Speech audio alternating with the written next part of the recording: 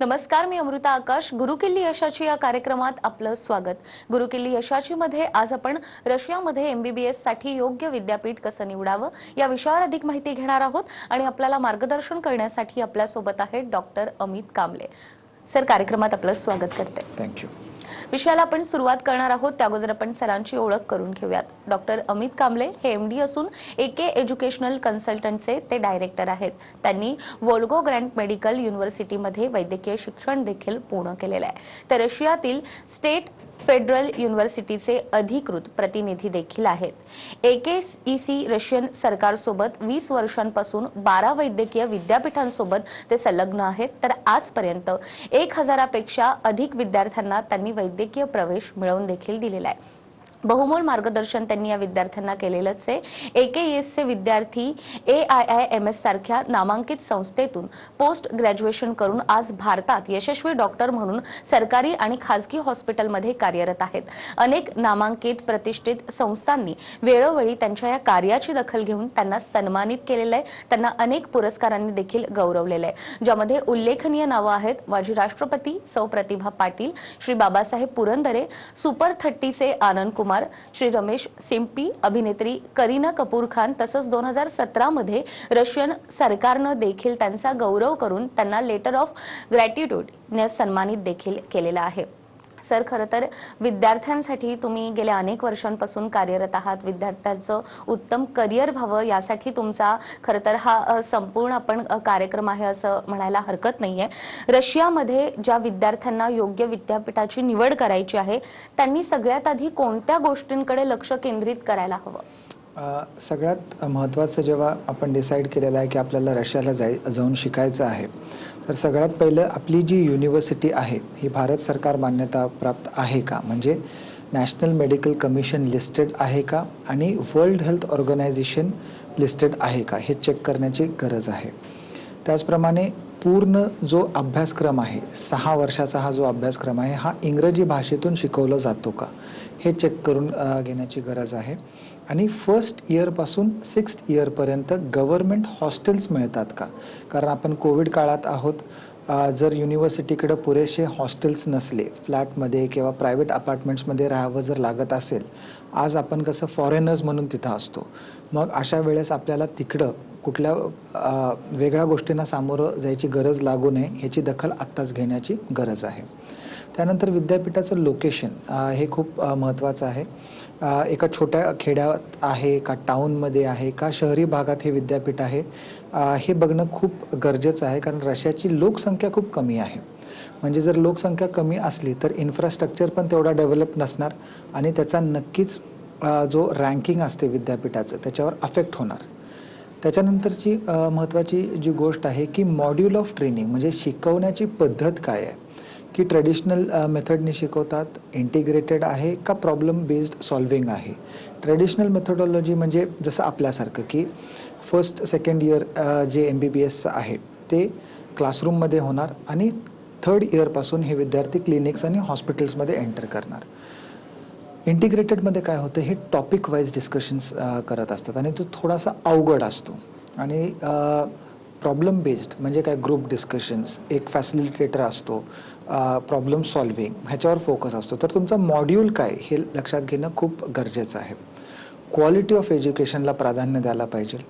त्याचप्रमाणे अभ्यासाव्यतिरिक्त extra curriculum काय आहे, पोस्ट ग्रॅज्युएशनची अपॉर्च्युनिटी काय आहे, रिसर्चची काय अपॉर्च्युनिटी आहे. आणि आपल्याला माहिती आहे की तिथून आता आल्यानंतर आपल्याला आता नॅशनल एक्झिट टेस्टला सामोरं जावं लागणार आहे आपल्या विद्यार्थ्यांना. सो त्याची तयारी विद्यापीठ करून घेते का नाही घेत हे देखील बघण्याची गरज आहे असं मला वाटतं. अगदीच. आणि ज्या विद्यार्थ्यांना ऍडमिशन घ्यायचं आहे त्यासाठी अगोदर विद्यापीठ निवडणं तितकंच महत्त्वाचं आहे. तर हे विद्यापीठ निवडत असताना देखील कोणती काळजी घेणं गरजेचं आहे? सगळ्यात महत्त्वाचं काय होतं की जिथं सगळ्यात कमी फी तिथं सगळ्यात जास्त विद्यार्थी जात असतात. हे विद्यापीठ सिलेक्शनची क्रायटेरिया नसायला पाहिजे. शिवाय फी जी आहे ही प्रत्येक वर्षाची प्रत्येक वर्षालाच भरायला हवी. काही एजंट्स असे सांगतात की तुम्ही 6 वर्षाची फी एकत्र भरा म्हणजे डिस्काउंट मिळेल, हे मिळेल. सो अशा ह्यांना आपण बळी नाही पडायला पाहिजे. त्याच्यानंतर अगोदर काही गेलेले विद्यार्थी असतात किंवा आत्ता जाणारे विद्यार्थी असतात. सो फ्रेंड्सला फॉलो करायचं नाही. आपल्याला जर खरंच वाटलं की हे विद्यापीठ आपल्यासाठी असेल तरच तिथं आपण ॲडमिशन करायला पाहिजे. त्यानंतर एक ॲटिट्यूड असतं स्पून फीडिंग, म्हणजे सगळं रेडीमेड तुम्ही आम्हाला द्या आणि मग आम्ही अभ्यास करूच. सो ही एक ॲटिट्यूड चेंज करण्याची गरज आहे. जसं मी म्हणलं की क्वालिटीला प्राधान्य पाहिजे क्वांटिटी पेक्षा. त्याच्यानंतर जेवणाचा एक फार महत्त्वाचा एक प्रश्न असतो की मेस आहे का नाही. मेस हा क्रायटेरिया नसू शकतो एक चांगलं विद्यापीठ निवड करताना. त्याच्यानंतर एक फार फार महत्त्वाची गोष्ट आहे की आपल्याला माहिती आहे की भारतामध्ये जर मेरिटमध्ये ॲडमिशन आपल्याला मिळालं तरी देखील आपल्या चॉईसचं मेडिकल कॉलेज आपल्याला मिळेल का नाही हे सांगता येत नाही. इथं फक्त काय होतं की आपल्याकडं चॉईस आहे, आपल्याकडे एक संधी आहे आणि म्हणून आपण उगीच विद्यापीठ कंपेअर करत बसतो, चाळत बसतो आणि चांगले विद्यापीठ त्याच्यामुळं सुटू शकतात कारण त्यांचे डेडलाईन्स आपण नाही मॅच करू शकत. सो हे करत असताना आपल्याला MBBS करायचं आहे हे आपलं प्रायमरी गोल असायला पाहिजे, ना की विद्यापीठ कंपॅरिझनमध्ये आपण खूप वेळ नाही काढायला पाहिजे असं मला वाटतं. अगदीच. आणि त्याचबरोबर ज्या विद्यार्थ्यांना वैद्यकीय शिक्षण घ्यायचं आहे कुठे ॲडमिशन घ्यावं यासाठी खूप विचार केला जातो आणि वेळ देखील जातो. तर पालकांनी आणि विद्यार्थ्यांनी वैद्यकीय शिक्षणासाठी निर्णय वेळेत घेणं किती महत्त्वाचं आहे? निर्णय घेता येणे आणि निर्णयावर येणे ह्या दोन वेगळ्या गोष्टी आहेत. निर्णय कोण घेतं की ज्यांनी आपला जो नीटचा निकाल आहे, 12वीचा निकाल आहे, ज्यांनी स्वीकार केलेला आहे आणि आता त्याला पुढं त्याची स्टेप करिअरची घ्यायची आहे. सो हा त्याच्यामध्येच एक फार पॉझिटिव्ह थॉट आहे. जेव्हा आपण निर्णय घेतो तेव्हा आपण अर्ली स्टार्ट करतो आपलं करिअर. आपल्यामध्ये तेवढी ऊर्जा असते, जे आपले प्रोडक्टिव्हनेस आहे, कॉम्पिटिटिव्हनेस आहे, हे आणि जे आपल्याकडे असणारे गोल्स आहेत, त्याच्यानंतरचे पोस्ट ग्रॅज्युएशन, हे आपल्याला फार आपली एनर्जी आणि वेळ खूप वाचतो. डॉक्टर म्हणजे तुम्हाला प्रत्येक सेकंडला प्रत्येक मिनिटाला तुम्हाला एक निर्णय घ्यावा लागत असणार आहे. सो आत्ता आपल्याला जो बेसिक प्रॉब्लेम आहे की आपल्याला इथं ॲडमिशन मिळत नसल्या कारणाने आपल्याला तिथं जायचं आहे. सो त्याच्यासाठी काय सोल्युशन्स आहेत त्याच्यावर जर वर्क केलं, ना की आपण इयर ड्रॉप करायचा किंवा गॅप घ्यायचा, हा ऑफकोर्स निर्णय विद्यार्थ्याचा असणार आहे. मात्र जर निर्णय यावर लवकर आलं तर त्यांचा करिअरमधले बरेचसे वर्ष ते वाचवू शकतील असं मला वाटतं. अगदीच. आणि ज्या विद्यार्थ्यांना खास करून परदेशात जाऊन शिक्षण घ्यायचं आहे, त्यातही आपण रशियाबद्दल बोलतोय, तर रशियामध्ये देखील कोणत्या प्रकारची विद्यापीठं आहेत? दोन टाईपचे युनिव्हर्सिटीज रशियामध्ये आहेत. एक आहेत स्टेट युनिव्हर्सिटीज जे 800हून अधिक आहेत आणि फेडरल युनिव्हर्सिटीज आहेत जे फक्त 10 आहेत. असे दोन टाईपचे विद्यापीठ आहेत. अगदीच. त्याचबरोबर सर, IKBPU हे जे फेडरल युनिव्हर्सिटी आहे ते नेमकं कोणत्या शहरामध्ये आहे, त्याची देखील काय वैशिष्ट्ये आहेत आणि ज्या विद्यार्थ्यांना तिथे ॲडमिशन घ्यायचं आहे तर त्या विद्यार्थ्यांना याविषयी काय सांगाल? Emmanuel Kant Baltic federal university हे कलिनिनग्राड नावाच्या वेस्टर्न झोन रशियाच्या इथं हे शहरात लोकेटेड आहे. ही एक फेडरल युनिव्हर्सिटी आहे आणि खूप चांगल्या पद्धतीने इथं त्यांची शिक्षण प्रणाली आहे.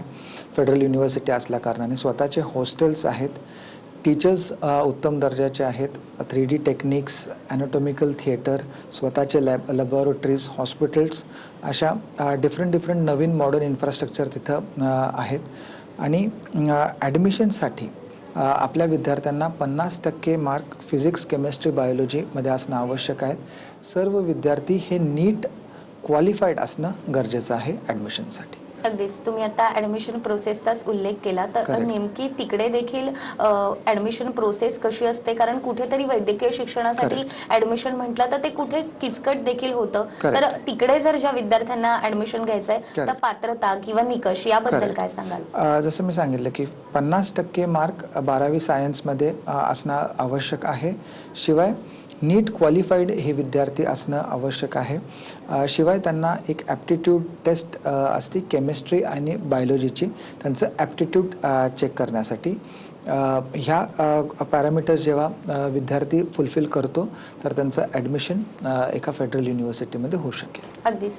सर, खरं तर परदेशात जाऊन आपल्याला वैद्यकीय शिक्षण घ्यायचंय असं स्वप्न अनेक विद्यार्थी पाहत असतात. तुमच्याकडे देखील हजारो विद्यार्थी येतही असतील, मात्र त्या विद्यार्थ्यांमधून योग्य विद्यार्थ्याची निवड करणं हा एक मोठा टास्क आहे. तर ते तुम्ही कसं करता? सगळ्यात महत्त्वाचं, आम्ही कोणत्याही पद्धतीचे एजंट्स नेमलेले नाही आहेत. जे ॲडमिशन्स आहेत हे आमचे काउन्सिल काउन्सिलिंग टीम जी आहे, काउन्सिलर्स चे जे सगळे डिपार्टमेंट्स आहेत ते सगळे स्क्रीन करत त्यांच्याबरोबर 1 to 1 सिटिंग करूनच आम्ही हे सगळे विद्यार्थी निवडतो. शिवाय जसं मी सांगितले की त्यांची ॲप्टिट्यूड टेस्ट, त्यांच्या आई-वडिलांशी आमची ओळख होणं देखील तितकंच गरजेचं आहे आणि ह्या सगळ्या क्रायटेरियाज फुलफिल झाल्यानंतरच आम्ही एका ॲडमिशनचं सिलेक्शन करत आहोत. अगदीच. आणि सर, नीटचा जो रिझल्ट आहे तो आता ऑक्टोबर महिन्यामध्ये Correct. लागणार आहे, तर मग त्यानंतर युनिव्हर्सिटीमध्ये अभ्यासक्रम कसा सुरू होऊ शकतो? जर तुम्ही बघितलं तर फर्स्ट इयर जे आहे ते अंदाजे ऑक्टोबर 15 पर्यंत चालू होत असतं. मात्र आपल्याकडं थोडीशी दिरंगाई झालेली आहे नीटच्या निकालासाठी. त्याच्यामुळं जसा निकाल लागेल त्याच्यानंतर जे जे विद्यार्थी सिलेक्टेड आहेत आणि ज्यांचं ॲडमिशन झालेलं आहे अशा विद्यार्थ्यांना टाईम टू टाईम आम्ही सांगू की इथून आता कसं आपल्याला प्रवास करायचा आहे आणि कसा आपण आपला अभ्यासक्रम पुढं कंटिन्यू करणार आहोत. तर जसं सरांनी सांगितलं, ज्या विद्यार्थ्यांना रशियामध्ये जाऊन MBBS करायचं आहे आणि मग युनिव्हर्सिटी नेमकी आपण कशी निवडावी, त्या संदर्भातले जे प्रश्न आहेत याबद्दल आपल्याला सर मार्गदर्शन करणारच आहेत एका छोट्याशा ब्रेकनंतर पुन्हा एकदा गुरुकिल्ली यशाची मध्ये आपलं स्वागत. गुरुकिल्ली यशाची मध्ये आज आपण रशियामध्ये MBBS साठी योग्य विद्यापीठ कसं निवडावं या विषयावर अधिक माहिती घेतोय आणि आपल्याला मार्गदर्शन करतायत डॉक्टर अमित कांबळे. डॉक्टर, पुन्हा एकदा आपलं स्वागत करते. खरं तर ज्या विद्यार्थ्यांना रशियामध्ये जाऊन MBBS करायचंय त्यांनी कोणकोणत्या गोष्टी लक्षात ठेवल्या पाहिजे हे तुम्ही सांगतातच आहेत. मात्र नेक्स्ट या अवघड परीक्षेला देखील विद्यार्थ्यांना आता सामोरं जावं लागणार आहे, तर त्याची देखील तयारी आपल्याकडे कशी करून घेतली जाते? काय होतं की जे विद्यार्थी अगोदर परदेशात जाऊन शिकायचे तर त्यांना foreign medical graduates licensing exam ही परीक्षा द्यावी लागत होती. मात्र आता काही वर्षांमध्ये ह्यांना नॅशनल एक्झिट टेस्टला सामोरं जावं लागणार आहे. हे फक्त जे परदेशात गेलेले विद्यार्थी आहेत त्यांनाच नाही तर कदाचित जे भारतामध्ये मेडिकल एज्युकेशन घेणार आहेत त्यांना देखील लागू होणार आहे. सो ह्याचा फॉर्मॅट जो असणार आहे हा MCQs पॅटर्नने असू शकतो किंवा थिअरी असू शकते, प्रॅक्टिकल असू शकते, असे वेगळ्या फॉर्मॅट्सनी नेक्स्ट 1 नेक्स्ट 2 हे प्रपोज्ड आहे आता सध्याच्या स्टेजला. सो आम्ही काय करत आहोत की ह्याची तयारी विद्यार्थ्यांची अगदी फर्स्ट इयरपासून करत आहोत.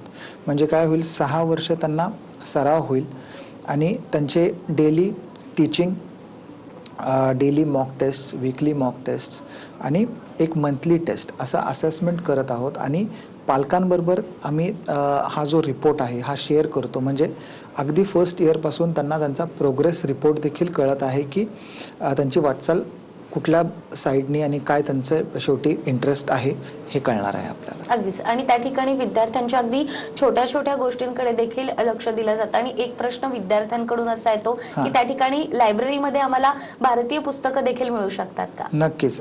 जे बुक्स इथं भारतात जे विद्यार्थी वापरतात ते सगळे बुक्स आमच्या लायब्ररीमध्ये इथं आहेत आणि तेच बुक्स आपले विद्यार्थी देखील रेफर करतात. अगदीच. आणि त्याचबरोबर आता प्रश्न येतो तो राहण्याचा. तर विद्यार्थी त्या ठिकाणी कुठे राहू शकतात? तिकडे सरकारी वसतिगृह देखील असतात का? नक्कीच. आमच्याकडं सगळ्या विद्यार्थ्यांना कंपल्सरी गव्हर्नमेंट हॉस्टेलमध्ये अकोमोडेशन आहे, तेही 6 वर्षासाठी. सेपरेट मुलांचे आणि सेपरेट मुलींचे हॉस्टेल्स आहेत. अटॅच्ड किचन्स, टॉयलेट बाथरूम्स आहेत, वायफायची सोय आहे, 24/7 इलेक्ट्रिसिटी आहे, सिक्युरिटी आहे. मुलींचं हॉस्टेल जे आहे ते विद्यापीठाच्या कॅम्पसमध्येच आहे आणि सर्व ज्या गोष्टी लागतात जसं बेड्स, फर्निचर, ह्या सगळ्या गोष्टी त्यांना तिथं अवेलेबल आहेत. अगदीच सर. त्याचबरोबर IKBFU या युनिव्हर्सिटीच्या जागतिक दर्जा आणि मानांकनाविषयी देखील आपल्याकडे एक प्रतिक्रिया आहे, तीही आपण प्रेक्षकांना दाखवूयात. पण त्या अगोदर तुम्ही या प्रतिक्रियेबद्दल काय सांगाल? कसं आहे, जसं मी मगाशी म्हणलं की इन्फ्रास्ट्रक्चर आणि रँकिंग विद्यापीठाचं खूप मॅटर करतं. मात्र ह्या रँकिंग्सच्या पेक्षा आमचा जो प्रायमरी मोटिव्ह आहे किंवा गोल आहे की विद्यार्थ्यांना आम्ही सगळ्यात जास्ती आधी ठेवतो, प्राधान्य देतो. आणि ज्या इंटरनॅशनल हेड आहेत त्यांची ही प्रतिक्रिया आपण बघूया. अगदीच. तर सरांनी सांगितल्याप्रमाणे इंटरनॅशनल ज्या हेड आहेत त्यांची देखील प्रतिक्रिया आपण पाहूयात. We know that perfectly established education, strong science and campus facilities make the university excellent. Our excellence once became known worldwide, and as a result, the Immanuel Kant Baltic Federal University was shortlisted to accompany the greatest universities of the world in the QS rating. We strengthened our position in the Times Higher Education World Rankings. However, ratings are not our main aim. We focus our attention on students, their comfort while studying in our university, and quality of education. तर sir ही प्रतिक्रिया तर आपण पाहिली. अनेकदा sir असं होतं की रशियामध्ये ऍडमिशन घ्यायचं किंवा परदेशात कुठेही ऍडमिशन घ्यायचं आहे तर एकत्रित आपण फी भरली तर ते विद्यार्थ्यांना चांगलं पडू शकतं किंवा कुठेतरी एजंट कडून या विद्यार्थ्यांची दिशाभूल देखील केली जाते. तर ही दिशाभूल विद्यार्थ्यांची होऊ नये यासाठी तुम्ही काय सांगाल? नक्कीच प्रत्येक वर्षाची जी फी आहे ती प्रत्येक वर्षालाच भरायला हवी. आणि जे कोण एजंट्स आहेत जे सांगतात की 6 वर्षाची फी एकत्र भरा, तर अशा कृपया एजंट्सच्या बळी आपण पडू नका असं मी ह्या माध्यमातून आपल्याला सांगू इच्छितो. अगदीच. आणि विद्यार्थी खरं तर भारतातून आपण म्हणू शकतो पहिल्यांदा या उच्च शिक्षणासाठी परदेशात जात असतात. तर या विद्यार्थ्यांसोबत कोण कोण जाऊ शकतं? विद्यार्थ्यांसोबत मी जातो. जर मला काही कारणांमुळे शक्य झालं नाही तर आमची AK एज्युकेशनल कन्सल्टन्सी टीम त्यांच्यासोबत तिथं जात असते आणि राईट फ्रॉम एअरपोर्टपासून त्यांच्या हॉस्टेल पर्यंत आणि बाकीच्या त्यांच्या सगळ्या विजा प्रोसिजर्स असू देत, ॲडमिशनच्या तिकडच्या फॉर्मॅलिटीज, या सर्व फॉर्मॅलिटीज कंप्लीट करून त्यांच्याबरोबर तिथं काही दिवस ते राहतात आणि मग ते पुन्हा परत भारतात येतात. अगदीच. आणि त्याचबरोबर MBBSचा अभ्यास म्हटला तर त्या अभ्यासाचं कुठेतरी विद्यार्थ्यांना दडपण असतं. विद्यार्थी अभ्यास करत असतात मात्र या अभ्यासाच्या व्यतिरिक्त देखील काही एक्स्ट्रा ऍक्टिव्हिटीज तिथे होत असतात का? ऑफकोर्स इंडियन एक्स्ट्रावेगन्झा हा आमचा इंडियन कल्चरल प्रोग्राम आहे. शिवाय विद्यार्थी आमचे क्रिकेट कॉम्पिटिशन समरमध्ये असतं, चेस कॉम्पिटिशन्स असतात, स्विमिंग कॉम्पिटिशन आहे, बॅडमिंटन आहे. So plus student exchange programs आमच्या विद्यार्थ्यांना युरोप बरोबर आहेत. सो अशा वेगळे एक्स्ट्रा करिक्युलर ॲक्टिव्हिटीज देखील युनिव्हर्सिटीच्या फ्रेम नेटवर्कमध्ये आहे. आतापर्यंत अनेक असे विद्यार्थी आहेत जे परदेशात गेलेले तिथे उच्च शिक्षण देखील घेत आहेत. तर अशीच एक विद्यार्थिनी आहे जिने सरांचं मार्गदर्शन घेऊन खरं तर ती रशियामध्ये गेलेली आणि ती तिचं शिक्षण घेत आहे. तर तिचाही अनुभव आपण या ठिकाणी ऐकूयात. Hello, I'm Shamika Muradkar, an AKC from Pune. I find myself very fortunate to be here in Immanuel Kant Baltic Federal University because in comparison to every other university I've looked, this one stands the best. As for the faculty, our professors are amazing. They take a lot of efforts and are very patient with our doubts. I have never seen any professor take so much time and effort for helping just a single student. They give a lot of personal attention, which is usually possible because of the small groups of our classrooms. The teaching methods are amazing. They use a lot of methods like using practical teaching, and they provide us with a lot of materials. So our hostels are very comfortable. We have all amenities right from Wi-Fi to bed sheets to everything. So it was never a problem staying here in this city. AKC has played a very major role in helping us find this university. Dr. Amit Kamble, because of him, I owe him a lot of gratitude for helping me find this university. तर या विद्यार्थिनीची प्रतिक्रिया देखील आपण पाहिलेली आहे. Sir खरं तर परदेशामध्ये शिक्षण घ्यायला जाताना एजंटकडून असं सांगितलं जातं की मुलं आणि मुलींचे हॉस्टेल्स हे वेगवेगळे आहेत. मात्र प्रत्यक्ष आपण तिथे पाहिल्यानंतर दिसतं की हॉस्टेल कॉमनच आहेत. तर मग अशा वेळेला विद्यार्थ्यांना कुठेतरी प्रश्न पडतो की सांगितलं गेलं एक आणि इथे आल्यानंतर आम्हाला दुसरंच चित्र पाहायला मिळतंय. तर असं नेमकं का होतं? जनरली काय होतं की रशियामध्ये हे जे एजंट्स आहेत हे काय करत असतात सेपरेट, कारण इंडियामध्ये आपल्याकडे सेपरेट हॉस्टेल्स आहेत मुलींचे, सेपरेट हॉस्टेल्स आहेत मुलांचे. तसं रशियामध्ये नाही आहे. म्हणून ते काय करतात, फ्लोर्स डिवाईड करतात. मात्र इमॅन्युअल कांत बाल्टिक फेडरल युनिव्हर्सिटीमध्ये मुलींचे हॉस्टेल्स सेपरेट आहेत आणि मुलांचे हॉस्टेल्स सेपरेट आहेत. म्हणजे अगदी आपल्या भारतासारखं, म्हणजे फ्लोर्स डिव्हिजन्स नाही आहेत, तर सेपरेट हॉस्टेलच आहे. तर सर IKBFU मध्ये नेमकी शिक्षण प्रणाली देखील कशी आहे, त्या सिस्टीम बद्दल काय सांगाल? टीचिंग जे आहे ते दोन पद्धतीने इथं होतं. जेव्हा एक टीचर 15 विद्यार्थ्यांचा एका ग्रुपला शिकवतात, ह्याला आपण म्हणतो प्रॅक्टिकल लेसन्स. आणि जेव्हा एक प्रोफेसर 100 विद्यार्थ्यांना शिकवतात, ह्याला लेक्चर. असे दोन टाईपची टीचिंग सिस्टम आहे, म्हणजे प्रॅक्टिकल आणि लेक्चर्स. अगदीच. तर सर, ज्या विद्यार्थ्यांना खरं तर रशियामध्ये जाऊन उच्च शिक्षण घ्यायचं आहे, त्यांना योग्य मार्गदर्शन आधी घेणं तितकंच महत्त्वाचं आहे आणि Correct. त्यानंतर नक्कीच ते त्यांचं MBBS पूर्ण करू शकतात. त्यामुळे तुम्हाला जर का रशियामध्ये जाऊन MBBS पूर्ण करायचं असेल तर तुम्ही सरांचं मार्गदर्शन घेऊ शकतात. यासाठी स्क्रीनवर सरांचे नंबर आहेत, नक्कीच तुम्ही त्यांच्याशी संपर्क करू शकतात. सर, खूप खूप धन्यवाद. आज विद्यार्थ्यांना अतिशय उपयुक्त अशी माहिती तुम्ही या कार्यक्रमात येऊन दिलीत. थँक्यू. त्याचबरोबर गुरुकिल्ली यशाची मध्ये वेळ झाली आहे इथेच थांबण्याची. पुन्हा भेटूया एका नव्या विषयासह. तोपर्यंत नमस्कार.